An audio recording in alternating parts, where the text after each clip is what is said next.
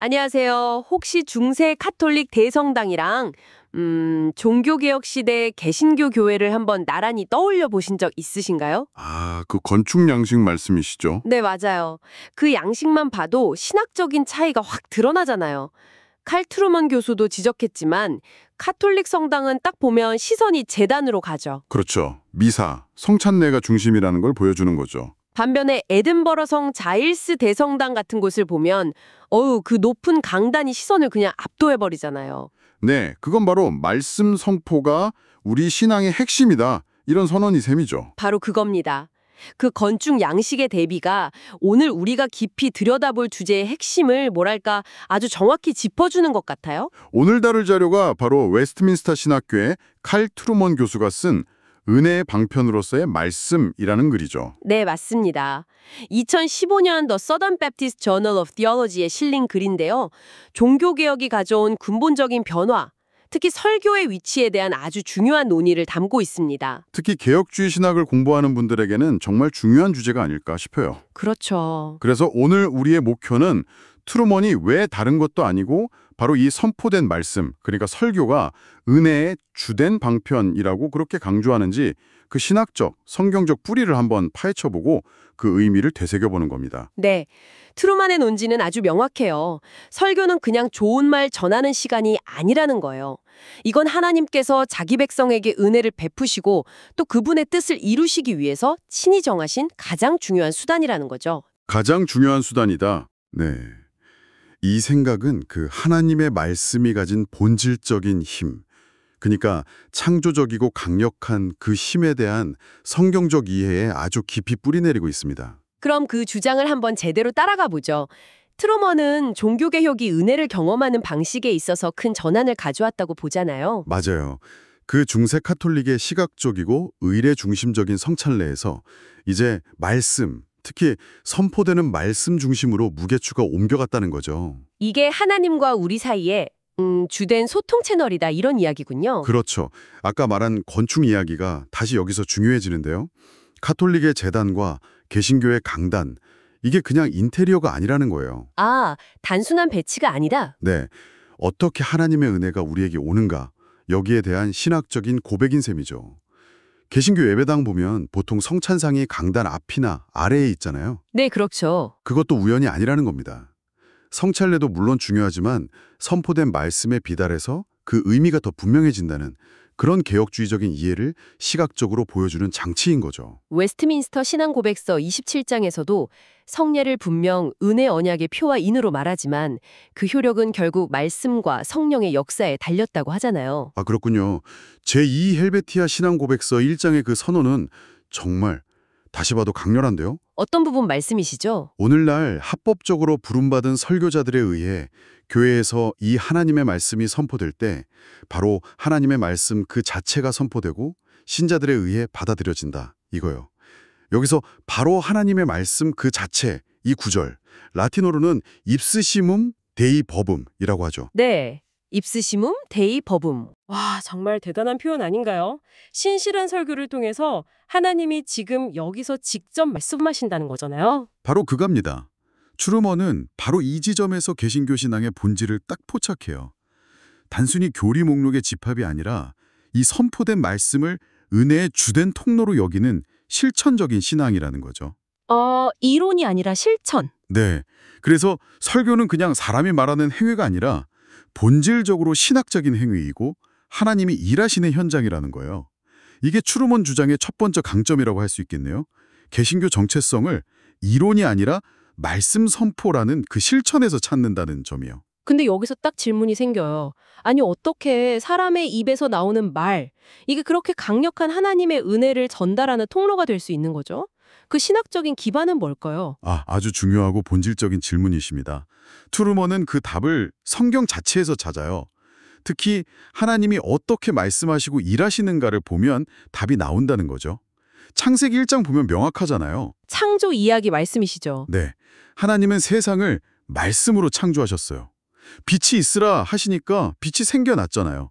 이건 그냥 명령이 아니라 없던 것을 있게 만드는 창조적인 선언이었던 거죠. 시편 33편 6절도 비슷하게 말하고요.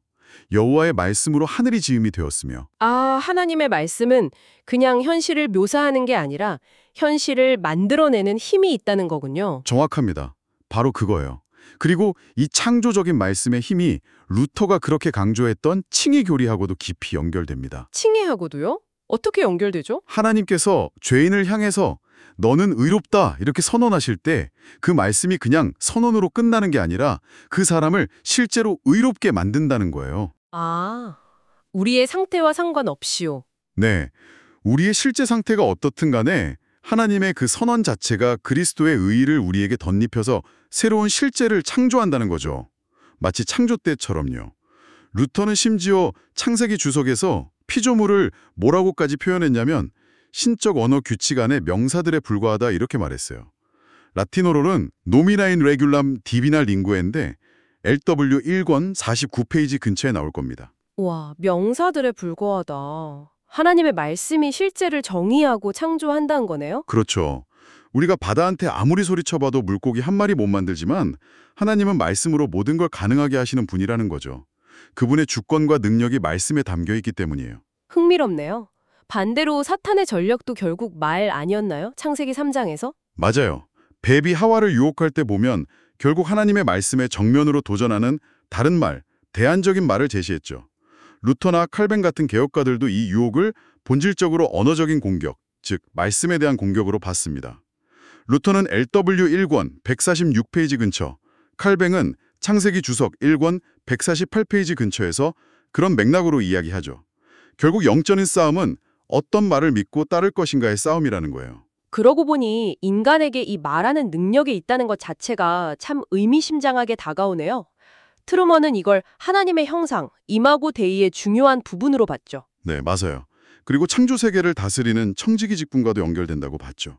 아담이 동물들에게 이름을 지어주는 행위, 창 2점 19점 20잖아요. 네, 이름 짓는 거요. 그걸 마치 아담이 하나님의 창조 사역에 동참하는 그런 작은 창조 행위처럼 해석하는 게 참 흥미로웠어요. 힘으로 일하시잖아요. 아브라함을 부르시고 모세를 부르시고. 그렇죠. 떨기나무 불꽃 가운데서 모세에게 말씀하신 것, 시내산에서 율법을 선포하신 것 전부 다요. 심지어 개역과 하인들이 휘둘린 거는 그 시내산 사건을 하나님이 이스라엘이라는 그 거대한 회중에게 직접 설교하신 사건으로 보기도 했어요. 데케이드 1권 첫 번째 설교 38페이지 근처에서 그런 뉘앙스로 말하죠. 시내산 사건을 설교로요. 와. 네. 선지자들도 마찬가지였고요. 그들은 하나님의 말씀을 받아서 백성에게 전달하고 또 그 말씀을 통해서 하나님의 뜻을 이루는 통로였잖아요. 바로 이 지점에서 트루먼은 신약 시대의 설교자들이 구약 선지자들의 역할을 계승한다는 강한 인식을 가졌다고 봐요. 아, 선지자의 후계자로서의 설교자? 네. 이것도 트루먼 논증의 중요한 강점 중 하나라고 생각해요. 설교 사역이 그냥 갑자기 뚝 떨어진 게 아니라 성경 전체를 관통하는 하나님의 일하시는 방식과 깊은 연속성을 가진다는 점을 잘 보여주니까요. 듣고 보니 정말 그렇네요. 하나님의 말씀은 곧 그분의 임재와 능력이니까 말씀이 끊긴다는 건 아모스 선지자가 말했던 것처럼 말씀의 기근, 즉 하나님의 부재를 의미했던 거군요. 맞습니다. 신약에서도 예수님의 사역 자체가 철저히 말씀 중심이었죠. 세례 때의 아버지의 음성, 광야 시험에서 말씀으로 사탄을 물리치신 것, 또 수많은 기적들, 귀신 축출, 병 고침, 죽은 자 살리심, 대부분 말씀으로 하셨잖아요. 그렇죠. 예수님 승천 이후 초대교회도 마찬가지였고요. 사도행전이나 바울 서신 보면 교회가 세워지고 확장되는 가장 핵심적인 동력은 바로 사도들의 설교였던 것 같아요. 네, 선포된 말씀을 통해 세상의 가치관을 뒤엎고 하나님 나라의 실제를 세워나갔죠. 그러니까 결국 종교개혁가들은 자신들이 뭔가 새로운 걸 만들어낸 게 아니라 성경이 원래 강조했던 이 말씀 중심성을 다시 회복하려고 했다. 이렇게 본 거군요. 바로 그거죠. 그들에게 설교는 그냥 가르침이 아니라 능력 그 자체였고, 그래서 설교 직분은 교회에서 가장 중요한 직분 중 하나였던 거죠. 루터, 칼뱅, 치윙글리 같은 인물들이 다 뛰어난 설교가였다는 점도 결코 우연이 아니고요. 당시 취리히나 런던에서 열렸던 예언회, 프로페사잉스 같은 모임이나 윌리엄 퍼킨스의 책 제목이 예언의 기술, The Art of Prophesying 였던 것도 그런 맥락이겠네요. 맞습니다. 설교를 선지자적 사역의 연장선으로 본 거죠. 1522년에 루터가 비텐베르크에서 그 급진주의자들의 소요를 잠재웠던 일화는 정말 유명하잖아요. 아, 설교만으로요? 네, 오직 강단의 설교만으로요. 그때 루터가 이런 말을 했죠. 나는 아무것도 하지 않았다. 말씀이 모든 것을 했다. LW 51권 77페이지 근처에 나오는 말입니다. 이처럼 설교의 힘이 어떤 인간적인 능력이나 카리스마에 있는 게 아니라 선포되는 말씀 자체에 있다는 이 믿음. 이게 트루먼이 강조하는 세 번째 강점이라고 할 수 있겠습니다. 와, 말씀 자체의 능력이라 정말 강력한 주장인데요. 근데 여기서 또 현실적인 질문이 하나 떠올라요.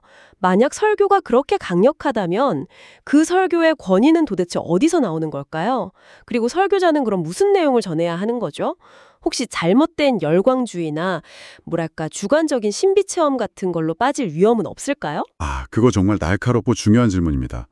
트루먼은 개혁가들이 이 문제를 굉장히 중요하게 다뤘다고 지적해요. 설교의 권위는 설교자 개인에게서 나오는 게 아니라는 거죠. 그럼 어디서 나오나요? 오직 성경에서 나온다는 겁니다. 설교는 기록된 하나님의 말씀을 충실하게 해석하고 적용하는 것이어야지 설교자의 어떤 자의적인 생각이나 황홀경 속에서 막 하는 발언이 되어서는 안 된다는 거죠. 기준은 성경이다. 네, 그리고 그 설교의 핵심 내용은 반드시 두 가지 기둥 위에 서 있어야 한다고 봤어요. 바로 오직 은혜, 솔라 그라티아로 구원받는다는 복음과 그 복음을 통해 얻는 칭의에 대한 바른 이해입니다. 설교는 하나님의 약속과 그 약속을 주시는 신실하신 하나님, 그리고 성경이 증언하는 그리스도를 분명히 가리켜야 한다는 거죠. 그럼 여기서 루터가 강조했던 율법과 복음의 구분이 아주 중요해지겠네요. 정확합니다. 율법을 통해서 우리의 죄와 비참함을 깨닫게 하고 그 다음에 복음을 통해서 그리스도 안에서 주어지는 용서와 구원의 소망을 제시하는 그 구조 말이죠. 루터는 둘 중 하나만 강조하면 위험하다고 봤어요. LW 364페이지 언저리에 그런 내용이 있죠. 율법만 강조하면 절망에 빠지고 복음만 강조하면 죄를 가볍게 여기는 방종에 이를 수 있다는 거예요. 균형이 중요하군요. 그렇죠. 칼뱅 역시 기독교 강요 1권 6장 2절에서 구약 선지자들을 하나님과의 화해 방법을 가르치는 성경 해석자들이었다고 설명하면서 설교를 계시된 진리를 해설하는 중요한 사역으로 여겼습니다. 불린거 같은 경우도 고넬료가 베드로 설교 듣다가 성령 받은 사건 있잖아요. 데케이지 1권 네 번째 설교 84, 85페이지 근처에 나오는데 그걸 예로 들면서 설교가 성령께서 믿음을 일으키시는 통상적인 방편이라고 설명했죠. 하이델베르크 요리문답 65문하고도 딱 통하는 이야기네요. 믿음이 복음의 설교와 성례 사용을 통해 온다고 답하니까요. 네, 정확히 연결됩니다. 설교가 심지어 예정과도 연결된다는 설명도 아주 인상 깊어요. 칼뱅은 기독교 강요 3권 21장 1절에서 설교가 하나님의 그 영원한 선택을 시간 속에서 드러내고 구체화하는 수단이라고 봤다고 트루먼은 설명하죠. 와, 그 정도로 강력하다는 거군요. 그렇죠. 그래서 말씀 선포가 사람을 변화시키기도 하지만 반대로 바로의 경우처럼 마음을 더 완악하게 만들 수도 있다는 거예요. 루터가 바로를 해석하면서 그런 이야기를 하죠. LW 33권 183페이지 근처예요. 여기서 또 하나의 중요한 지점이 나오는 것 같아요. 바로 말씀과 성령의 관계 문제 말이죠. 네. 아주 중요한 포인트입니다. 트루먼은 추비카우 예언자들이나 칼슈타트 같은 소위 급진개혁가들이 성령의 직접적인 내적 조명을 너무 강조한 나머지 기록된 말씀, 즉 성경의 권위를 상대화하려는 경향이 있었다고 비판해요. 성령을 말씀과 분리시키려고 했다. 그렇죠. 루터는 이런 시도가 결국 주관주의나 혼란으로 이어지고 심지어는 인간의 노력으로 하나님께 도달하려는 그런 행위 구원으로 변질될 수 있다고 강하게 경고했습니다. LW 40권 147페이지 정도의 그런 경고가 나오죠. 성령의 역사를 강조하는 건 좋은데 그게 기록된 말씀을 벗어나거나 무시하는 쪽으로 가면 절대 안 된다는 거군요. 그렇습니다. 루터나 칼뱅 같은 주류 개혁가들은 말씀과 성령, 라틴어로는 verbum spiritus라고 하죠. 이 둘의 불가분리성을 아주 강력하게 주장했어요. 성령님은 당신이 영감하신 기록된 말씀, 즉 성경을 통해 그리고 그 성경에 기초한 신실한 말씀 선포를 통해 역사하신다는 것이 핵심입니다. 성령님은 말씀을 통해 역사하신다. 켈뱅은 심지어 성경을 무시하고 성령을 직접 받으려고 하는 걸 광기라고까지 불렀어요. 기독교 강요 1권 9장 1절에서요. 그는 성령께서 성경에 표현된 자신의 진리에 스스로를 매신다. 이렇게까지 표현했죠. 기독교 강요 1권 9장 3절입니다. 스스로를 매신다. 와, 네, 그러니까 결국 성경에 충실한 설교야말로 성령의 능력이 임하는 실제적인 은혜의 통로라는 결론에 이르게 되는 거죠. 듣다 보니 설교가 정말 단순한 정보 전달이나 교훈 전달 차원이 아니라는 게 점점 더 분명해지는 것 같아요. 그렇죠. 트루먼은 설교가 그 성경 본문과 오늘 우리 사이의 시간적, 문화적 간극을 메워준다고 본 것 같아요. 그래서 그리스도의 약속을 지금 여기서 경멍하는 현재적 실제로 만든다고요. 맞아요.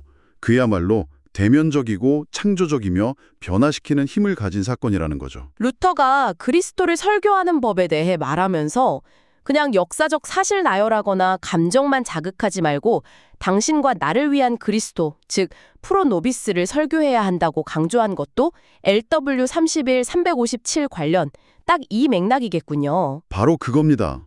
설교는 듣는 이에게 아, 이게 바로 나를 위한 말씀이구나 하는 개인적이고 실존적인 의미로 다가와야 한다는 거죠. 자, 근데요. 트루먼의 이 강력한 주장을 쭉 듣다 보니 혹시 좀 질문이나 우려되는 점 같은 건 없으셨어요? 어떤 점을 말씀하시는 걸까요? 예를 들면 설교를 이렇게까지 주된 방편으로 강조하다 보면 혹시 성례, 그러니까 세례와 성찬의 중요성이 상대적으로 좀 약화될 위험은 없을까요? 웨스트민스터 신앙고백서 27장도 성례를 분명히 은혜의 방편으로 말하고 있는데 말이죠. 이게 어쩌면 트루먼 주작의 첫 번째 약점 혹은 좀 보완이 필요한 지점일 수도 있겠다 싶어요. 그러고 보니 그럴 수도 있겠네요. 설계 중심성을 너무 강조하다 보면 균형을 좀 잃을 수도 있겠군요. 다른 은혜의 방편들과의 관계 설정이 좀 더 섬세해야 할 수도 있겠어요. 그리고 두 번째로 생각해 볼 점은요. 설교의 능력이나 설교자의 행위를 이렇게 강조하다 보면 자칫 듣는 회중의 역할이 너무 수동적으로만 여겨질 수 있다는 거예요. 물론 트루먼도 듣는 이의 믿음을 언급하긴 하지만 설교를 통해 은혜가 전달되는 과정에서 회중의 능동적인 반응, 믿음의 응답, 그리고 공동체적인 측면 같은 것들이 충분히 부각되지 못할 가능성은 없을까 하는 거죠. 아, 듣는 사람의 책임과 역할도 정말 중요한데 그 부분이 좀 약하게 다뤄질 수 있다는 지적이시군요. 일방적인 전달처럼 보일 수도 있겠네요. 세 번째로는 선포된 말씀의 중요성을 워낙 강조하다 보니 개인이 성경을 직접 읽고 묵상하는 것, 즉 기록된 말씀 자체의 독립적인 은혜의 방편으로서의 역할이 상대적으로 덜 조명될 수도 있다는 점입니다. 물론 트루먼이 개인 경륜을 무시하는 건 절대 아니겠지만 논의의 초점이 아무래도 설교에 맞춰져 있으니까요. 네, 그것도 일리 있는 지적입니다. 설교와 개인적인 말씀 묵상 사이의 관계도 중요하니까요. 그럼에도 불구하고 트루먼은 PT 포사이스의 말을 인용하면서 아주 강하게 결론을 맺죠. 기독교는 설교와 함께 서거나 넘어진다. 포스티브 프레스칭 앤드 머더 마인드 1페이지 인용. 와, 정말 비장하기까지 한데요. 그렇죠. 설교가 교회의 존립과 직결된 문제이고 사람들을 죄와 은혜 앞에 정면으로 세우는 아주 엄중한 과업이라는 인식이 담겨 있는 말입니다. 결국 트루먼은 오직 은혜, 솔라그라티아로 말미암는 구원을 믿는 개혁신학의 관점에서 볼 때 말씀 선포는 결코 타협하거나 축소될 수 없는 주된 은혜의 방편이라는 걸 다시 한번 확인시켜 주는군요. 네. 왜냐하면 구원하는 믿음 자체가 웨스민스터 신앙고백서 14장에서도 말하듯이 선포된 말씀에 담긴 약속을 성령의 능력으로 신뢰하는 것이기 때문이죠. 따라서 교회의 모든 형식, 특히 예배는 이 내용을 따라야 하고 말씀 봉독과 설교가 그 중심을 굳건히 지켜야 한다고 주장하는 겁니다. 이런 트루먼의 관점은 우리에게 아주 구체적인 목회적 함의를 던져주는 것 같아요. 첫째는 역시 설교자에게 정말 막중한 책임이 따른다는 거겠죠. 맞습니다. 말씀을 올바로 해석하고 적용하기 위해서 성경 원어, 신학, 역사 같은 철저한 학문적 훈련은 기본이고 거기에 효과적으로 소통하는 능력까지 갖춰야 한다는 거잖아요. 뭐 스펄전 같은 특별한 은사를 가진 분도 있겠지만 대부분의 경우에는 체계적인 신학 교육과 훈련이 필수적이라고 트루먼은 강조하는 것 같아요. 설교 준비에 대한 엄중함을 다시금 생각하게 되네요. 두 번째 함의는 회중을 향한 것 같아요. 예배에 나올 때 그냥 구경꾼이나 비평가처럼 앉아있는 게 아니라 설교자를 통해 말씀하시는 하나님을 인격적으로 만나고 그분의 음성을 듣기를 기대하는 마음으로 나와야 한다는 거죠. 아, 듣는 자세의 중요성. 네, 선포되는 말씀을 믿음으로 붙잡을 때 성령께서 역사하시고 실제적인 변화가 일어난다는 그런 신뢰가 필요하다는 겁니다. 웨스민스터 대요리 문답 160문에서도 말씀을 듣는 자의 의무를 괜히 그렇게 길게 설명하는 게 아니겠죠? 마지막 세 번째 함의는 설교의 누적 효과에 대한 이야기였죠. 그 비유가 참 인상 깊었어요. 아, 라틴어 배우는 비유 말씀이시죠? 네, 맞아요. 외국어 배울 때처럼 매주 설교를 들을 때 그 내용을 전부 다 기억하지는 못하더라도 꾸준히 하나님의 말씀 아래 앉아있는 그 경험 자체가 우리의 영혼을 서서히 빚어가고 신앙을 성숙시킨다는 거예요. 하나님께서 바로 이 설교라는 은혜의 방편을 신실하게 사용하셔서 우리를 만들어 가신다는 약속인 셈이죠. 그렇습니다. 오늘 우리는 칼 트루먼의 글을 통해서 선포된 말씀이 왜 개신교, 특히 우리 개혁주의 전통에서 은혜의 주된 방편으로 여겨지는지 그 깊은 신학적, 성경적 이유들을 함께 살펴보았습니다. 네, 아주 깊이 들어갔네요. 요약하자면 성경의 가르침과 종교개혁 신학의 핵심에 따르면 성령의 능력 안에서 성경에 충실하게 선포되는 하나님의 말씀이야말로 하나님께서 당신의 백성을 만나시고 죄를 깨닫게 하시며 믿음을 주시고 구원을 이루시는 가장 중요하고 강력한 통로라는 것. 이게 트루먼의 핵심 논지라고 할 수 있겠습니다. 신학을 공부하는 분들께 오늘 나눈 이야기가 어떤 울림을 주었을지 궁금하네요. 앞으로의 목회 사역이나 설교 준비, 그리고 당장 이번 주부터 설교를 듣는 태도에 어떤 영향을 미칠 수 있을지 한번 생각해 보시면 좋을 것 같습니다. 네. 그리고 트루먼의 이런 강조점들이 우리가 배우는 신앙 고백들, 예를 들어 웨스트민스터 신앙고백서 1장 성경, 25장 교회, 27장 성례, 이나 하이델베르크 요리문답 65문 믿음의 출처 같은 내용들과 어떻게 연결되고 또 조화를 이룰 수 있을지 고민해보는 것도 아주 의미 있는 작업이 될 겁니다. 자, 그럼 마지막으로 한 가지 질문을 던지면서 오늘 이야기를 마무리할까 하는데요. 네, 좋습니다. 정말 강하게 강조했습니다. 그렇다면 설교가 정말 살아있는 은혜의 방편으로 내 삶에 역사하기 위해서 우리가 단순히 예배에 참석하는 것을 넘어서서 그 한 주간 가장 중요한 메시지에 적극적인 참여하고 응답하는 데 있어서 듣는 이로서 나의 책임은 과연 무엇일까요? 아, 듣는 이의 책임. 정말 중요한 질문이네요. 이 질문을 한번 마음속에 품고 한 주간 더 깊이 묵상해 보시면 어떨까 싶습니다.